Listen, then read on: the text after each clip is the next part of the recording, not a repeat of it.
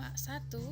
Malam takbiran pada malam Hari Raya Idul Adha pada dasarnya boleh dilakukan di masjid dan musola dengan ketentuan dilaksanakan secara terbatas, maksimal 10% dari kapasitas masjid atau musola, dengan tetap menerapkan protokol kesehatan penanganan COVID-19.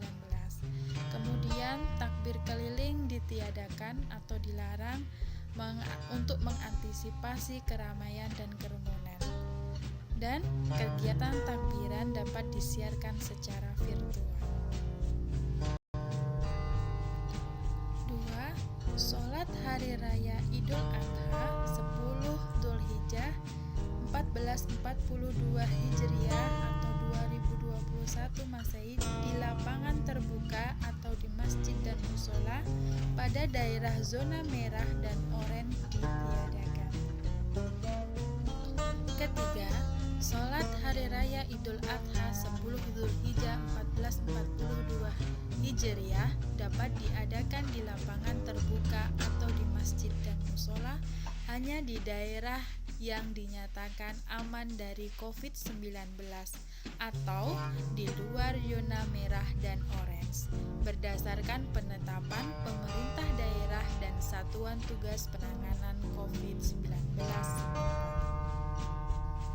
Yang keempat, dalam pelaksanaan sholat Idul Adha dilaksanakan di lapangan terbuka atau di masjid sebagaimana yang dimaksud pada angka ketiga, wajib menerapkan standar protokol kesehatan COVID-19 secara ketat dengan ketentuan sebagai berikut.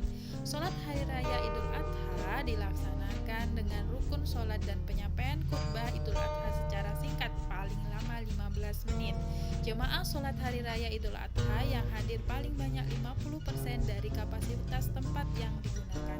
Panitia sholat wajib menggunakan alat pengecek suhu. Bagi usia lanjut dan dalam kondisi yang kurang sehat dilarang untuk sholat berjamaah. Seluruh jamaah agar tetap memakai masker dan menjaga jarak. Setiap jamaah harus membawa perlengkapan dari sholat dari rumah masing-masing. Khotib diharuskan menggunakan masker dan face shield dan setelah sholat diharapkan pulang ke rumah masing-masing. Yang kelima, pelaksanaan kurban agar memperhatikan ketentuan sebagai berikut. Penyembelihan hewan kurban berlangsung dalam waktu 3 hari, tanggal 11, 12, dan 13 Dzulhijjah untuk menghindari kerumunan warga di lokasi pelaksanaan kurban.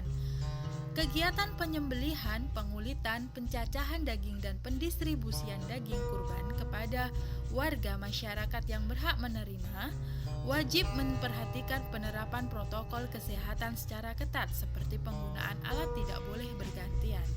Kegiatan pemotongan hewan kurban hanya boleh dilakukan oleh panitia pemotongan kurban dan disaksikan oleh yang berkurban. Pendistribusian daging kurban dilakukan langsung oleh panitia kepada warga di tempat tinggal masing-masing dengan meminimalkan kontak fisik satu sama lain.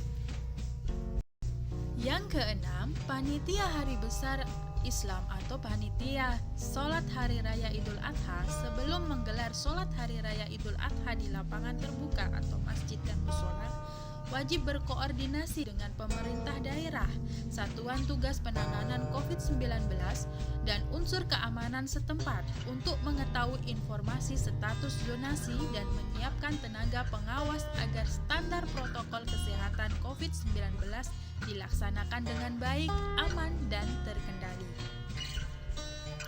Yang terakhir, dalam hal terjadi perkembangan ekstrim COVID-19, seperti terdapat peningkatan yang signifikan angka positif COVID-19, adanya mutasi varian baru COVID-19 di suatu daerah, pelaksanaan surat edaran ini disesuaikan dengan kondisi setempat.